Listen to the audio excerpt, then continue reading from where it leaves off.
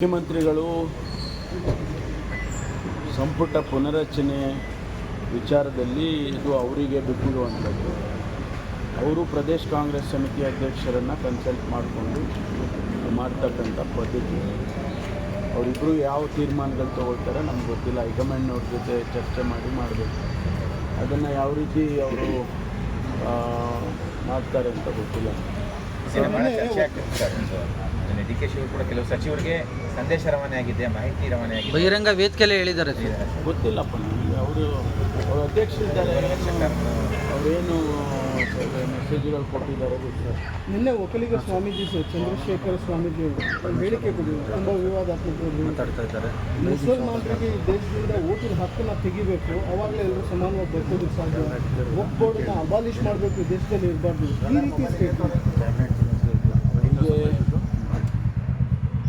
ಬಹುಶಃ ಸಂವಿಧಾನದ ಆಶಯಗಳು, ಸಂವಿಧಾನದಲ್ಲಿ ಪ್ರತಿಯೊಂದು ಸಮುದಾಯಗಳಿಗೆ ಮತ್ತು ಧರ್ಮಗಳಿಗೆ ಕೊಟ್ಟಿರ್ತಕ್ಕಂಥ ಹಕ್ಕು ಮತ್ತು ಅವಕಾಶಗಳನ್ನು ಅವರು ಸರಿಯಾಗಿ ನೋಡಿಕೊಂಡಿಲ್ಲ ಅಂತ ಅಂದ್ಕೊಳ್ತೇನೆ. ಏಕೆಂದರೆ ಸಂವಿಧಾನದಲ್ಲಿ ಸ್ಪಷ್ಟವಾಗಿ ಹೇಳಿದ್ದಾರೆ. ಅದಕ್ಕೆ ವ್ಯತಿರಿಕ್ತವಾಗಿ ನಾವು ಮಾತನಾಡ್ತಕ್ಕಂಥದ್ದಾಗಲಿ ಅಥವಾ ಕ್ರಮ ಮಾಡ್ತಕ್ಕಂಥದ್ದಾಗಲಿ ಸಾಧುವಲ್ಲ. ಆದ್ದರಿಂದ ಸಂವಿಧಾನದ ಆಶಯಗಳಿಗೆ ವಿರುದ್ಧವಾಗಿ ಯಾರೂ ಕೂಡ ಈ ದೇಶದಲ್ಲಿ ಮಾತನಾಡಬಾರ್ದು, ಅದರ ವಿರುದ್ಧವಾಗಿ ಹೋಗಬಾರ್ದು. ಅದಾನಿ ವಿಚಾರವಾಗಿ ಸರ್ ಪಾರ್ಲಿಮೆಂಟಲ್ಲಿ ಚರ್ಚೆ ಆಗೋ ಸಂದರ್ಭದಲ್ಲಿ ಕಾಂಗ್ರೆಸ್ ನಿಮ್ಮ ಪಕ್ಷಕ್ಕೆ ಚರ್ಚೆ ಮಾಡೋದಕ್ಕೆ ಅವಕಾಶವನ್ನೇ ಕಲ್ಪಿಸ್ಕೊಟ್ಟಿಲ್ಲ. ಅದ್ರ ಜೊತೆಗೆ ಕಾಂಗ್ರೆಸ್ ಇರೋ ಕೆಲವು ಸ್ಟೇಟ್ಗಳಲ್ಲಿ ಸಾಫ್ಟ್ ಕಾರ್ನರ್ ತೋರ್ತಿದೆಯಾ ಅನ್ನೋ ರೀತಿಯಲ್ಲೇ ಮಾತುಕತೆ ಬಂದಿದೆ ಅದಾನಿ ಕಂಪನಿ. ಅದು ನ್ಯಾಷನಲ್ ಇಶ್ಯೂಗೆ ಸಂಬಂಧಪಟ್ಟಿರ್ತಕ್ಕಂಥದ್ದು. ಆದರೆ ಒಟ್ಟಾರೆ ಇವತ್ತು ಅಮೇರಿಕನ್ ಎಸ್ಟಾಬ್ಲಿಷ್ಮೆಂಟ್ಸು ಅವರಿಗೆ ಈಗಾಗಲೇ ಸಮನ್ಸನ್ನು ಇಶ್ಯೂ ಮಾಡಿದ್ದಾರೆ ಅನ್ನುವಂಥದ್ದನ್ನು ನೋಡಿದಾಗ ಅವರು ಯಾವ ರೀತಿ ಅವರ ಕಂಪನಿ ನಡ್ಕೊಳ್ತಾ ಇದೆ ಅನ್ನೋದನ್ನು ತೋರಿಸುತ್ತೆ. ಅದ್ರ ಬಗ್ಗೆ ಚರ್ಚೆ ಮಾಡೋದಕ್ಕೆ ಮತ್ತು ಅದ್ರ ಬಗ್ಗೆ ಅವ್ರ ಮೇಲೆ ಕ್ರಮ ತಗೊಳ್ಳೋದಕ್ಕೆ ಕಾಂಗ್ರೆಸ್ ಪಕ್ಷ ಒತ್ತಾಯ ಮಾಡೋದ್ರಲ್ಲಿ ಏನು ತಪ್ಪಿದೆ? ರಾಹುಲ್ ಗಾಂಧಿಯವರು ಪ್ರತಿಯೊಂದು ಭಾಷಣದಲ್ಲೂ ಹೇಳ್ಕೊಂಡೇ ಬರ್ತಾಯಿದ್ರು, ಅದಾನಿಯವರು ಅನೇಕ ಅವ್ಯವಹಾರಗಳನ್ನು ಮಾಡಿದ್ದಾರೆ, ನೀವು ಅವರಿಗೆ ಬೆಂಬಲ ಮಾಡ್ತಿದ್ದೀರಿ ಅಂತೇಳಿ ಪ್ರಧಾನಮಂತ್ರಿಯವರಿಗೆ ನೇರವಾಗಿ ಹೇಳ್ತಾಯಿದ್ರು.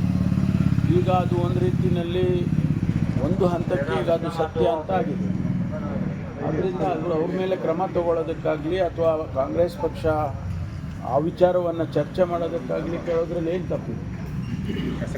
ಅವರು ಸರ್ ಗ್ಯಾರಂಟಿಗಳ ಬಗ್ಗೆ 2 ಗ್ಯಾರಂಟಿಗಳನ್ನ ಮೇಜರ್ ಗ್ಯಾರಂಟಿಗಳನ್ನ ನಿಲ್ಲಿಸಿದ್ರೆ ಅನುದಾನ ಸಿಗುತ್ತೆ ನಮಗೆ ಅನ್ನೋ ಅರ್ಥದಲ್ಲಿ ಮಾತಾಡಿದ್ದಾರೆ ಸರ್. ಪದೇ ಪದೇ ಗ್ಯಾರಂಟಿ ನಿಲ್ಲಿಸೋ ಬಗ್ಗೆ ಶಾಸಕರು ಮಾತಾಡ್ತಾ ಇದ್ದಾರೆ.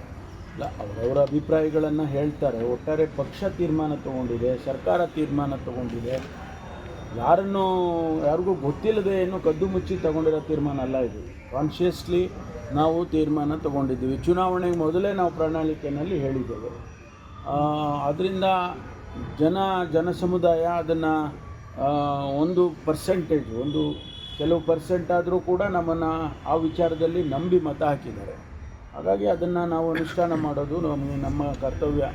ಅದನ್ನು ನಮ್ಮ ಅಭಿಪ್ರಾಯಗಳು ಬೇರೆ ಬೇರೆ ಇರ್ಬೋದು, ಆದರೆ ನಾವು ಕೊಟ್ಟಿರ್ತಕ್ಕಂಥ ಮಾತನ್ನು ಉಳಿಸುವಂಥದ್ದು. ಅನುದಾನ ಸಿಗ್ತಾ ಇಲ್ಲ ಅಂತ ಅವ್ರು ಹೇಳೋದು ಸರ್. ಅದು ಕೇಳೋದ್ರಲ್ಲಿ ತಪ್ಪಿಲ್ಲ. ಯಾವುದೇ ಶಾಸಕರು ನಮ್ಮ ಕ್ಷೇತ್ರಕ್ಕೆ ಅನುದಾನ ಬೇಕು ಅಂತ ಕೇಳೋದ್ರಲ್ಲಿ ತಪ್ಪಿಲ್ಲ.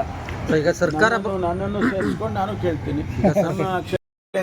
ಸರ್ಕಾರ ಬಂದು 1.25 ವರ್ಷ ಆಗಿದೆ ಸರ್. ಈ ಅನುದಾನದ ವಿಚಾರದಲ್ಲಿ ಏನು ಸ್ಟ್ಯಾಂಡು ಸರ್ ಸರ್ಕಾರ?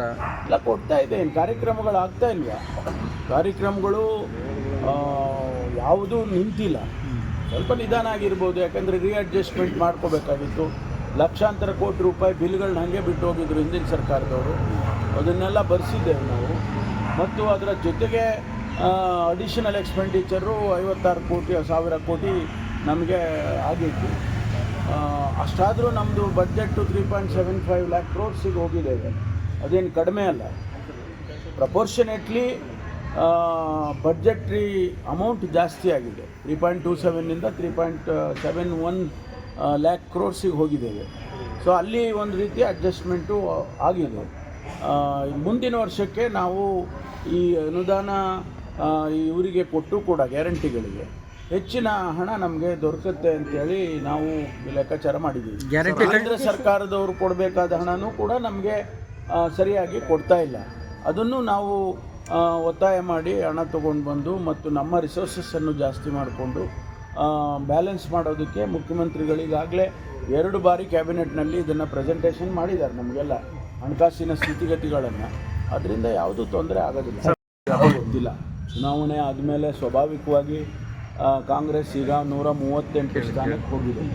ಸುಭದ್ರವಾದ ಸರ್ಕಾರ ಇದು ಆಗುತ್ತೆ ಅಂತೇಳಿ ಇದೆ ಅಂತೇಳಿ ಅವರಿಗೆ ಆ ಭಾವನೆ ಅನಿಸಿರ್ಬೋದು. ಆದರೆ ಯಾರಾದರೂ ಕಾಂಗ್ರೆಸ್ ಪಕ್ಷಕ್ಕೆ ಬರ್ತಾರೆ ಅಥವಾ ನಾಳೆನೋ ನಾಡ್ದೋ ಕಾಂಗ್ರೆಸ್ ಪಕ್ಷ ಸೇರಿಕೊಳ್ತಾರೆ ಅನ್ನೋದೆಲ್ಲ ಇದು ಟೂ ಅರ್ಲಿ ಟು ಪ್ರೆಡಿಕ್ಟ್ ಏನಿದೆ. ಸರ್, ಕಲಬುರಗಿ ಸೆಂಟ್ರಲ್ ಜೈಲಲ್ಲಿ ವ್ಯವಸ್ಥೆ ಸರಿಯಿಲ್ಲ ಅಂತ ಕೈದಿಗಳು ಜೈಲಧಿಕಾರಿ ವಿರುದ್ಧ ಪ್ರತಿಭಟನೆ ಮಾಡ್ತಾರೆ. ನಾನು ಡಿ ಜಿ ಅವ್ರ ಹತ್ರ ಮಾತಾಡ್ತೀನಿ, ಡಿ ಜಿ ಪ್ರೆಸೆನ್ಸ್ ಹತ್ರ ಮಾತಾಡ್ತೀನಿ. ಅದು ಏನಿದೆ, ಯಾವ ವ್ಯವಸ್ಥೆ ಸರಿ ಇಲ್ಲ. ಈಗಾಗಲೇ ನಾವು 1-2 ಬಾರಿ ಇಡೀ ಜೈಲುಗಳದ್ದು ಎಲ್ಲ ರಿವ್ಯೂ ಮಾಡಿದ್ದೇವೆ. ಅಲ್ಲೇನಾದರೂ ಕೂಡ ಅಗತ್ಯತೆ ಇದ್ದರೆ ಅದನ್ನು ಬರೆಸ್ತಕ್ಕಂಥ ಸೂಚನೆ ಡಿ ಜಿಗೆ ಕೊಡ್ತೇನೆ. ನಿನ್ನೆ ಇಂದಿರಾನಗರಲ್ಲಿ ಸರ್ ಮತ್ತೊಂದು ಬಾಡಿ, ಒಬ್ಬಳು ಲೇಡಿ ಬಾಡಿ ಫೌಂಡ್ ಆಗಿದೆ.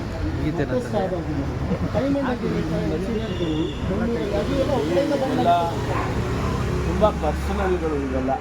ಅವರೇನೋ ಅವರಿಬ್ಬರು ಪರಸ್ಪರ ಒಬ್ಬರಿಗೊಬ್ಬರು ಪರಿಚಯ ಇತ್ತು ಮತ್ತು ಅವರು ಪ್ರೇಮ ಮಾಡ್ತಾ ಇದ್ರು ಅಂತ ಹೇಳಿ ಅವರು ಹೋಟೆಲ್ಗೆ ಅಲ್ಲೆಲ್ಲೋ ಒಂದು ಹೋಟೆಲ್ನಲ್ಲಿ ಹೋಗಿ ಅಲ್ಲಿ ಸ್ಟೇ ಮಾಡಿದ್ದಾರೆ. ಮಾಡಿ ಅವರು ಅಲ್ಲಿ ಅವರು ಸ್ಟ್ಯಾಪ್ ಮಾಡಿದ್ರು. ಅದು ಹೊರಗಿನವರು, ಅವರು ಅಸ್ಸಾಂ ಕಡೆಯವರೇನೋ ಹೆಣ್ಣುಮಗಳು, ಅವರು ಅಸ್ಸಾಮಿನಿಂದ ಬಂದವರು ಮತ್ತು ಇವರು ಕೇರಳದವರು. ಇಂಥದ್ದೆಲ್ಲ ಇದನ್ನು ಭಾಳ ನಾವು ಎಚ್ಚರಿಕೆಯಿಂದ ನೋಡ್ತಾ ಇರ್ತೀವಿ. ಆದರೂ ಕೂಡ ಇಂಥದ್ದಾದಾಗ ಇಡೀ ಸಿಟಿಗೆ, ಬೆಂಗಳೂರು ಸಿಟಿಗೆ ಒಂದು ರೀತಿಯಲ್ಲಿ ಕೆಟ್ಟ ಹೆಸರು ಬರುತ್ತೆ.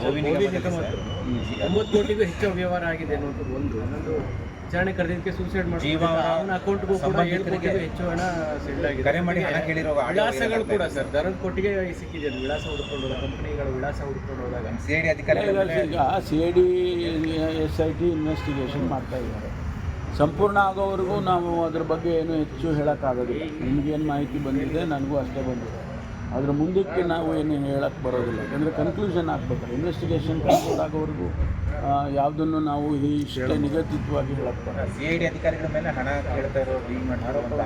ಅದೆಲ್ಲ ತನಿಖೆನಾದ್ರೆ ಏನಾದ್ರು ಮಾಡ್ತಾರೆ. ಅದೆಲ್ಲ ಇಲಾಖೆನಲ್ಲಿ ಅಂಥದ್ದೆಲ್ಲ ಬಂದಾಗ ಬೇರೆ ರೀತಿಯಲ್ಲಿ ನಾವು ತನಿಖೆ ಮಾಡ್ತೀವಿ. ಖಂಡಿತವಾಗಿ ಸೀನಿಯರ್ ಆಫೀಸರ್ಸನ್ನು ಅದಕ್ಕೆ ಇಂಟ್ರೆಸ್ಟ್ ಮಾಡಿ ಆ ತನಿಖೆಯನ್ನು ಮಾಡ್ತೀವಿ. ಬಟ್ ಇವ್ರದ್ದು ಇಲ್ಲಿ ಆಗಿರೋದನ್ನು ಸಂಪೂರ್ಣ ಆಗೋವರೆಗೂ ನಾವೇನು ಹೇಳೋದು. ಸರ್, ಡಿಸೆಂಬರ್ 5ಕ್ಕೆ ಹಾಸನದಲ್ಲಿ ಸಮಾವೇಶ ಇದೆಯಲ್ಲ ಸರ್, ಅದೇನು ಅಹಿಂದ ಸಮಾವೇಶನ ಅಥವಾ ಪಕ್ಷದ ವತಿಯಿಂದ ಮಾಡ್ತಕ್ಕಂಥ ಸಮಾವೇಶನ ಹೇಗೆ ಸರ್? ಗೊತ್ತಿಲ್ಲ. ನೀವು ಸಮಾವೇಶ ಇದೆ ಅಂತ ಅಷ್ಟೇ ಗೊತ್ತು. ಇದು ಪಕ್ಷದಿಂದ ಮಾಡ್ತಾರಾ ಅಥವಾ ಬೇರೆ ಕಾರ್ಯಕರ್ತರು ಸೇರಿ ಮಾಡ್ತಾರಾ ಅಂತ ಗೊತ್ತಿಲ್ಲ. ಸಮಾವೇಶ ಅಂತೂ ಇದೆ ಅಂತ ಹೇಳಿ ಸಿದ್ದರಾಮಯ್ಯ ಆಪ್ತರೆ ಮಾಡ್ತಿದ್ದಾರೆ ಅಂತ ಸುದ್ದಿ ಆಗ್ತಿದೆ. ಇರ್ಬೋದು, ಅಲ್ಲ ಸರ್, ಪ್ರಸ್ತುತ ಸನ್ನಿವೇಶದಲ್ಲಿ ಅಂಥದ್ದೊಂದು ಸಮಾವೇಶ ಅಗತ್ಯ ಇದೆಯಾ ಅಂತ ಅನ್ಸುತ್ತದೆ. ಯಾರು ಮಾಡ್ತಾ ಇದ್ದಾರೋ ಅವ್ರನ್ನ ಕೇಳಬೇಕು. ನಾನು ಕೇಳಿದ್ರೆ ಹೆಂಗೆ